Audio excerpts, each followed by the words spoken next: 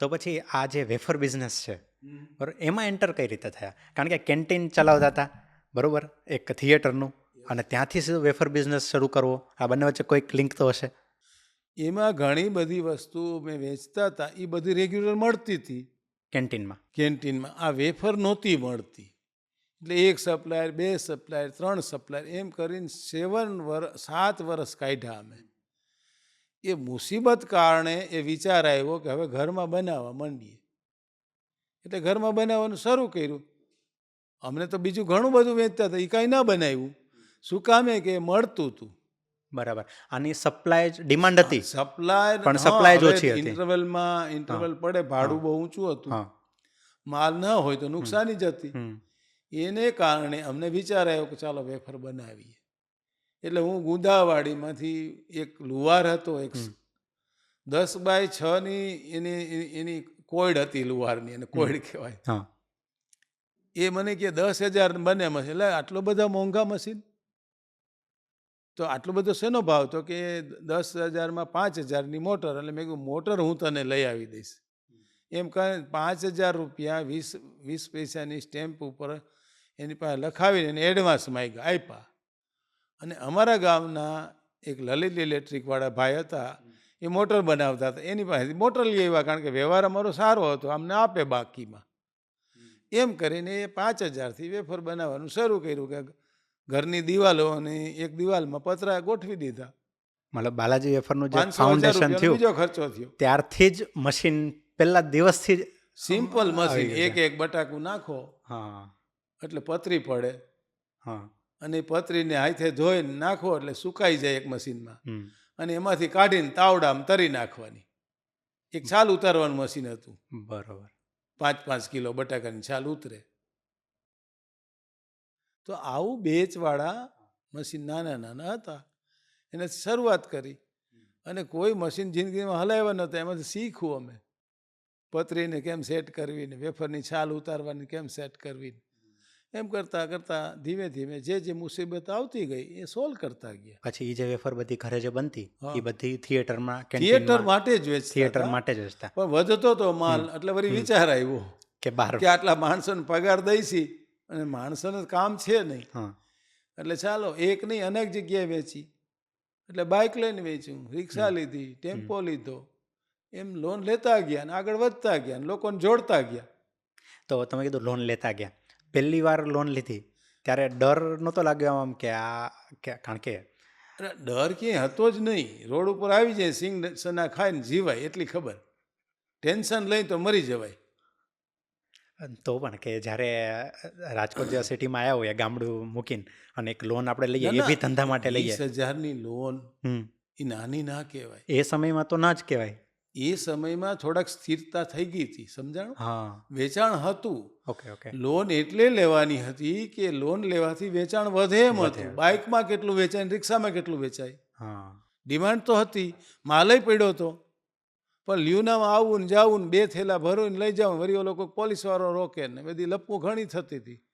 એટલે પછી રિક્ષા લીધી, એટલે સેલ વધ્યું એટલે રિક્ષામાં ઓછું વેચાતું હતું. એક ટેમ્પો લીધો. જ્યાં લોન લીધી છે ત્યાં અમને ડબલ તાકાત મળી છે. એટલે કેલ્ક્યુલેટેડ લોન કહી શકાય, ટેન્શનવાળી લોન નહીં. રિસ્ક હતું પણ કેલ્ક્યુલેટેડ રિસ્ક હતું. હા, રાઈટ. જે લોન છે ને એ 75% ફાયદો દેનારી હતી, 75% ફાયદો દેનારી હતી. તો રિસ્કની વાત જ ના આવે. તો તમે જે વેફર વધતી એ બાર માર્કેટમાં વેચતા, તો એ કઈ રીતે વેચતા? મતલબ ક્વોન્ટિટીમાં જતી કે પેકિંગમાં જ જતી કે પેકેટ એમનો ભરી દેતા થેલામાં. હા. પછી કાર્ટૂન મોટા મોટા હોય, 2 કે 3, એક મોટું કાર્ટૂન, એક નાનું, એક નાનું, એમ બધી વસ્તુ એમાં ભરી દેવાની. કોઈ બીજો ખર્ચો નહીં, કાર્ટૂનનો કશું જ નહીં. બરોબર. અને ત્યારે અને રોજ દેવા જતા. ખબર નહોતી કે રોજ વેચા ના જવાય, કારણ કે આ તો મહેનત જ કરવાની હતી. દેવાવાળું કોઈ રોજ નહોતું.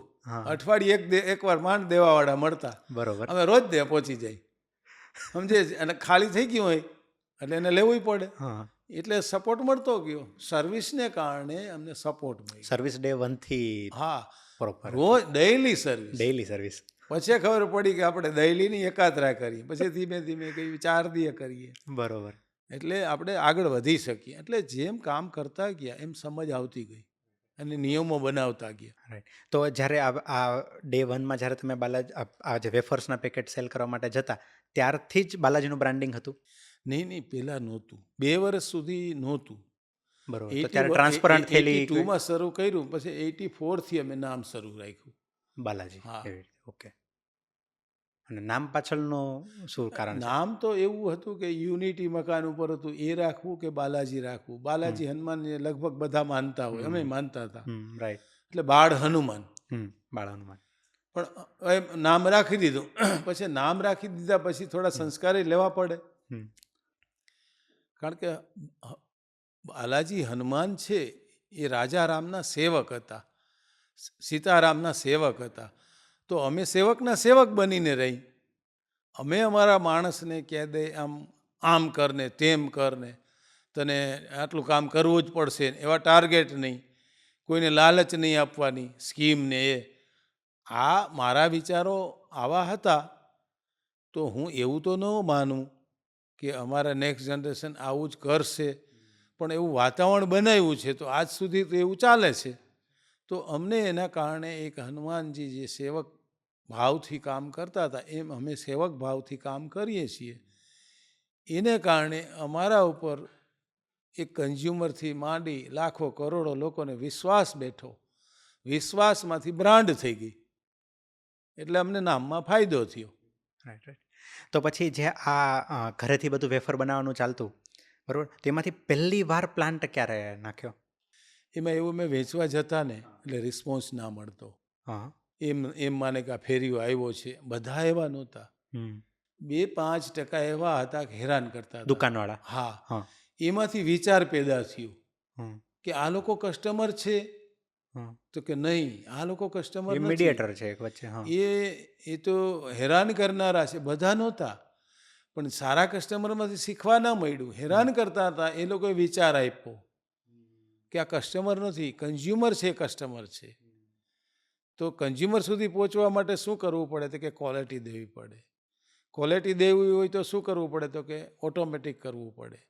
એટલે 91માં અમે ઓટોમેટિક નાખ્યું, 91-92માં. તો એમાં ફસાઈ ગયા. એને 50 લાખના પૈસા મુજબ મશીનરી બનાવી દીધી. અમુક તો 2 પ્રોસેસિંગ એક જ મશીનમાં ભેગું થઈ જાય, એટલે એ ચાલે નહીં. એટલે ન ચાલ્યું, એટલે અમે ફસાઈ ગયા. વધારે એટલે ફસાઈ ગયા કે એ કંપની જ બંધ થઈ ગઈ. એને કારણે મતલબ જેણે મશીન આપનારા હતા એ કંપની કંપની બંધ થઈ ગઈ. 2 મહિના સર્વિસ મળી. પછી એ વધારે મુસીબત આવી ત્યારે જો અમને અમારા સંસ્કાર કામ આવ્યા કે કામ કરે એની ભૂલો થાય. આપણે તું મેં કરશું, કોકને ટેન્શન આપશું તો કોઈ સુસાઇડ કરી લે ફેમિલીમાંથી, તો ફેમિલી તૂટી જશે. ફેમિલી એ બેઝ છે બિઝનેસમેનનો, અને એ જો ફેમિલી તૂટી તો બેઝ તૂટ્યો, અને બેઝ વગર બિલ્ડિંગ ના બને બિઝનેસ. પાયો જેટલો મજબૂત એટલી બિલ્ડિંગ. ફેમિલીને જોડવા માટે અમે એ જતું કર્યું, એમાં ન ગયા. અને હું ને મારા નાનો ભાઈ એ લાગી પડ્યા, કનુભાઈને હું. એટલે અમે 6 મહિનામાં પ્લાન્ટ શરૂ કરી દીધો અને પ્રેક્ટિકલ એન્જિનિયર બની ગયા. જ્યાં જ્યાં પ્રોબ્લેમ આવ્યો, ફસાણા ખરા તો ફસાઈને અમે શીખા. અમારા બાપ દાદાએ કોઈ દી મશીનરી અમે નહોતી જોઈ આવી, પણ આવી અમારા ઉપર, અને જવાબદારી કોકે નાખી તો ઉપાડી. અને ઉપાડવાથી એક માનસિકતાથી કારણે આપણે એવું કહેવામાં આવે છે કે ઇન્સાન અગર ઈરાદા પેદા કરે તો આસમાનમાંથી તારા ઉતારી શકે. તો અમે એ પ્લાન્ટ શરૂ કરી દીધો, અને ડિમાન્ડ પણ હતી, ક્વોલિટી પણ નીકળી અને ક્વોન્ટિટી પણ નીકળી. ક્વોલિટી ને ક્વોન્ટિટી બેય નીકળી. એને કારણે અમને અનેક સફળતા ધીમે ધીમે આવતા ગયા, મશીનરી સુધારતા ગયા, અને ત્યાં સુધી અમે પહોંચ્યા કે વિશ્વમાં કોઈ પાસે લગભગ આવી મશીનરી નહીં હોય ફૂડ પ્રોસેસિંગની. અને તમને એમ કહું કે 2500 કરોડનું રોકાણ કર્યું અમે આજ સુધીમાં. 4 મોટી ફેક્ટરી કરી અને 3 ફેક્ટરીની જગ્યા લઈ લીધી છે.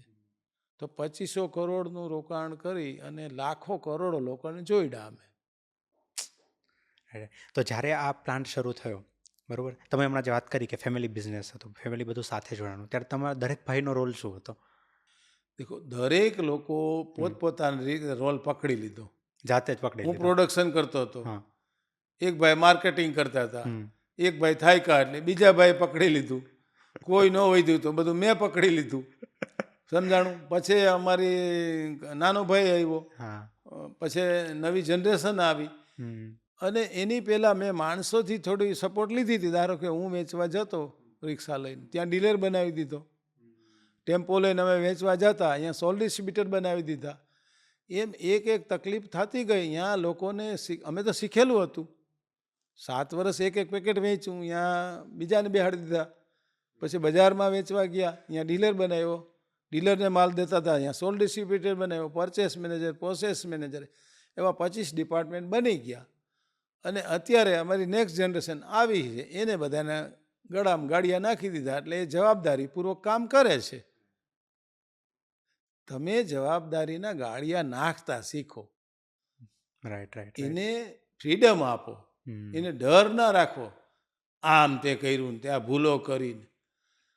આપણે એમાંય સમજવું પડે કે બેટા બેટા ન કરો, એ પણ બાપ થઈ ગયા છે, એવું સમજીને ચાલો.